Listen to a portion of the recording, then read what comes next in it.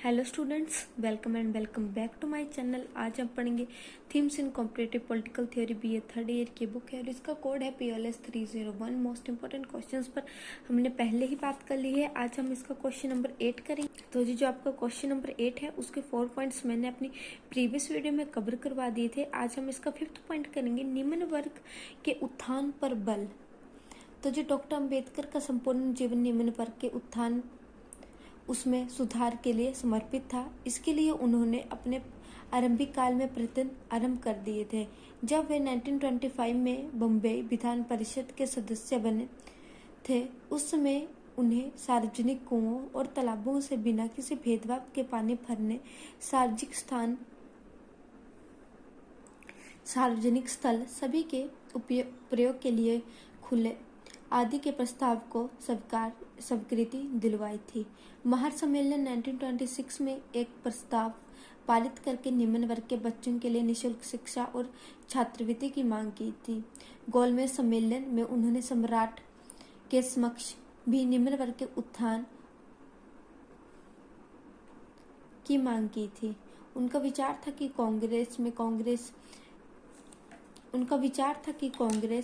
कांग्रेस जनों को खादी वस्त्र पहनना अनिवार्य किया गया है, परंतु समाज में सभी वर्गों के साथ मेल मिलाप को अनिवार्य नहीं बनाया गया था।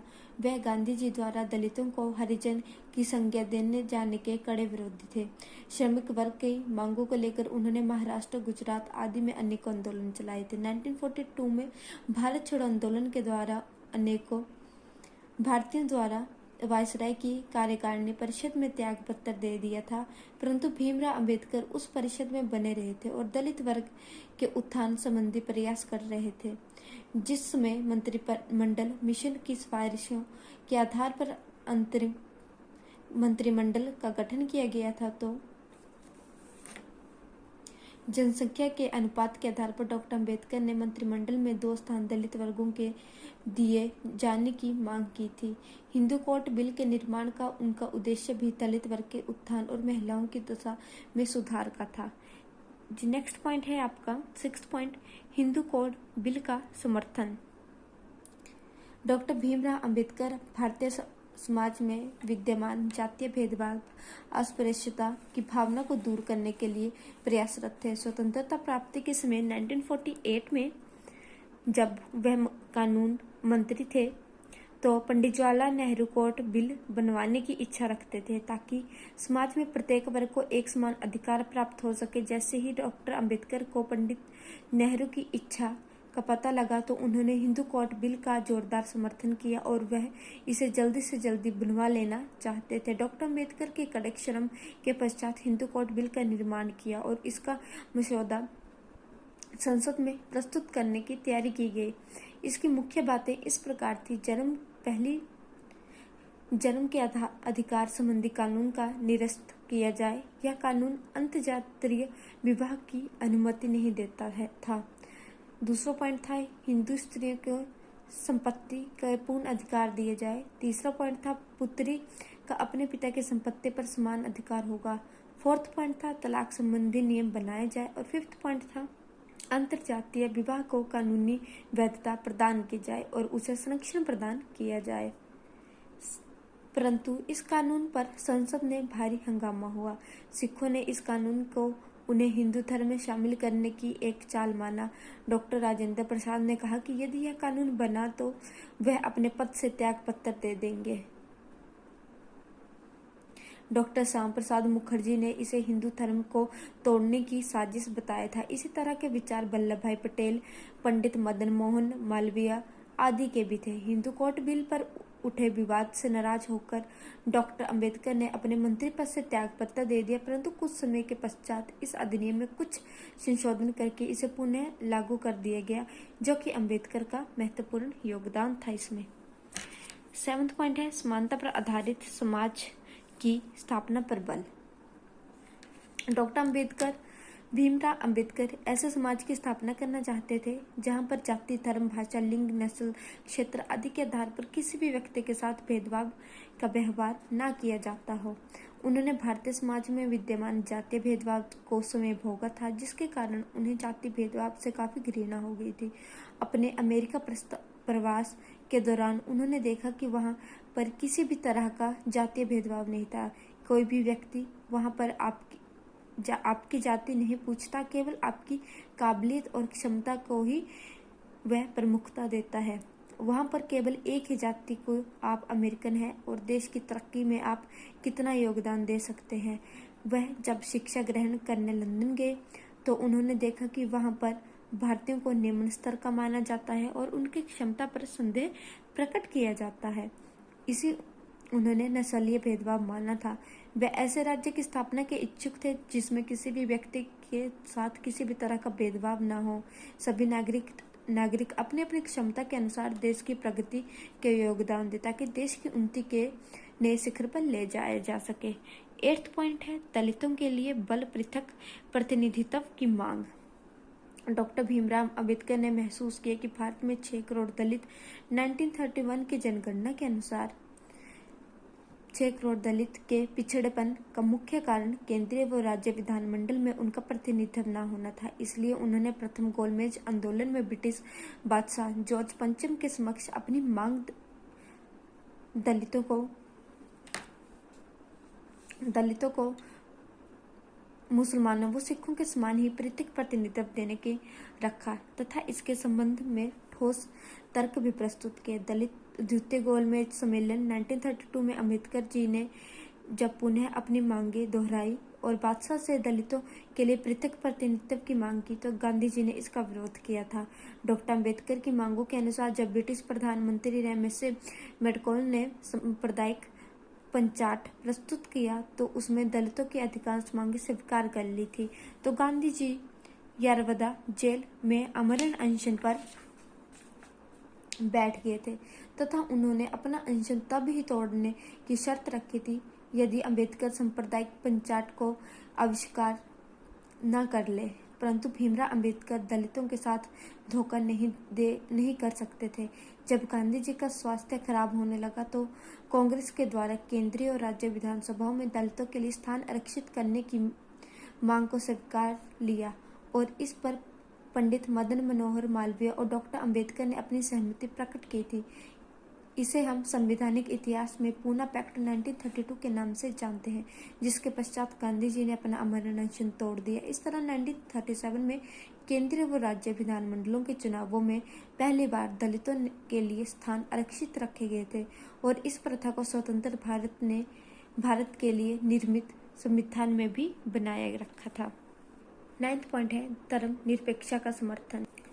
डॉक्टर भीमराव अंबेडकर की धर्म और ईश्वर में गहरी आस्था थी। वह धर्म को व्यक्ति व समाज के सर्वांगीण विकास के लिए सहायक मानते थे और सामाजिक संरचना में धर्म को एक प्रमुख साधन मानते थे। यद्यपि उनके धर्म में गहरी आस्था थी, परंतु वह धर्मतांत्रिक राज्य के स्थान पर धर्मनिरपेक्ष राज्य का समर्थन करते थे। उनका विचार था कि धर्मनिरपेक्ष राज्य न तो पूर्ण तौर पर धर्म विरोधी होगा और न ही नास्तिक राज्य। धर्मनिरपेक्ष राज्य की व्याख्या करते हुए वे कहते हैं कि ऐसा राज्य जिसमें सभी धर्मों को समान आदर प्राप्त हो, किसी धर्म विशेष को उसमें कोई अधिकार महत्ता प्राप्त न हो, धर्मनिरपेक्ष राज्य कहलाता है। ऐसे राज्य में सभी व्यक्तियों को अपनी इच्छा अनुसार धार्मिक पूजा अर्चना करने की स्वतंत्रता होनी चाहिए, परंतु इसका अर्थ यह नहीं है कि राज्य व्यक्ति के धार्मिक मामलों में कोई हस्तक्षेप ही नहीं करेगा। यदि कोई धर्म दूसरे की निंदा करता है, उसका आचरण अन्य धर्म के लोगों के विरुद्ध होगा, तो राज्य ऐसे धर्म के धार्मिक मामलों में हस्तक्षेप अवश्य करेगा। 10th पॉइंट है संविधानवाद का समर्थक। डॉक्टर अम्बेडकर संविधानवाद के पक्के समर्थक थे। उनका विचार था कि देश का संविधान किसी व्यक्ति विशेष की इच्छा अनुसार नहीं चलाया जा सकता, अपितु शासन की शक्तियों, इसके विभिन्न अंगों आदि का वर्णन लिखित रूप में संविधान में किया जाना चाहिए। वह कानून के सिंहासकरण के प्रबल समर्थक थे। उनका विचार था कि प्राचीन भारत में शासन हिंदू धर्म की मान्यताओं के अनुसार और मध्यकाल में मुस्लिम मान्यताओं के अनुसार चलाया जाता था। ऐसे कानून को समस्त भारत में लागू नहीं किया जा सकता, क्योंकि एक विशाल देश होने के कारण इसमें लगभग 600 देशी रियासतें थी और सभी रियासतों के अपने नियम व कानून होते थे। अतः शक्तिशाली केंद्रीय सरकार तभी अपने कार्यों को संपन्न कर सकती है यदि सभी प्रांतों में सार्वजनिक कानून एक समान हो।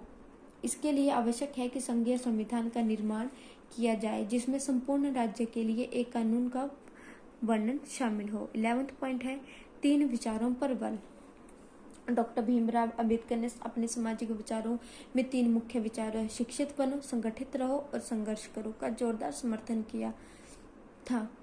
उनके विचार द्वारा ही दलितों का उद्धार तब तक संभव नहीं था जब तक वह शिक्षित नहीं होते, संगठित नहीं होते और संघर्ष के लिए प्रेरित नहीं होते। डॉक्टर अंबेडकर के विचार अनुसार शिक्षा द्वारा दलित समाज के मन से हीनता और मानसिक गुलामी को दूर किया जा सकता था तथा उन्हें स्वर्णिम विकास की चेतना को पैदा किया जा सकता था। उन्होंने दलित बालकों और दलित बालिकाओं दोनों की शिक्षा पर बल दिया था। बाबा साहेब ने दलित वर्ग को संगठित होकर अपनी शक्ति दिखाने के लिए प्रेरित किया था। इसलिए बहिष्कृत हितकर्णी सभा और अखिल भारतीय दलित वर्ग संघ नामक संस्थाओं की स्थापना की और दलित समाज को ऊपर उठाने तथा संगठित करने की चेष्टा की थी। 12वां पॉइंट है सार्वजनिक स्थलों के प्रयोग की स्वतंत्रता। डॉक्टर अंबेडकर ने जहां जाति प्रथा और अस्पृश्यता का कड़ा विरोध किया था या छुआछूत का कड़ा विरोध किया था, उन्होंने सार्वजनिक स्थलों, पार्कों, होटलों, कुओं, तालाबों, सिनेमाघरों, मंदिरों आदि के प्रयोग की स्वतंत्रता समाज के सभी वर्गों को देने की जोरदार मांग की थी। इसके लिए उन्होंने 1925 में बम्बई विधान परिषद में एक प्रस्ताव भी पास करवाया था। उनका मत था कि मंदिर, कुएं, तालाब, होटल आदि के प्रयोग की स्वतंत्रता समाज के प्रत्येक वर्ग विशेषकर दलितों को प्राप्त होनी चाहिए। अपनी इस मांग के समर्थन के लिए जव्वादार तालाब में से दलितों को पानी दिलवाने और वीरशैवर मंदिर में प्रवेश दिलवाने के लिए सत्याग्रह किया था। उन्होंने सेना व पुलिस में सभी वर्गों के लोगों की भर्ती किए जाने की जोरदार वकालत की थी। उनके प्रयासों से दलितों को मंदिर में प्रवेश, तालाब व कुओं से पानी पीने व भरने का अधिकार प्राप्त हुआ। 13 पॉइंट है हरिजन शब्द का विरोध। गांधी जी के द्वारा अस्पृश्य या अछूत दलितों के लिए प्रथम गोलमेज सम्मेलन में प्रस्ताव से हरिजन शब्द का प्रयोग किया जाता रहा था। 1937 में एक सरकारी बिल बम्बई विधानसभा के पास करके दलितों के लिए हरिजन शब्द प्रयोग किए जाने का प्रावधान रखा गया, जिसका डॉक्टर अंबेडकर और नासिक के दलित नेता दादा साहेब गायकवाड़ ने कड़ा विरोध किया। दलितों के हरिजन शब्द के विरुद्ध होते हुए भी स्वर्ण हिंदुओं के बहुमत के आधार पर हरिजन शब्द उनके माथे मढ़ दिया गया। दादा साहेब का मत था कि यदि गांधी जी के अनुसार दलित लोग ईश्वर के हैं तो क्या स्वर्ण हिंदू किसी दानव से संबंधित है। इस विषय में डॉक्टर अंबेडकर का विचार था कि शब्द ऐसा नहीं होना चाहिए जिसमें पाखंड की बू आती हो।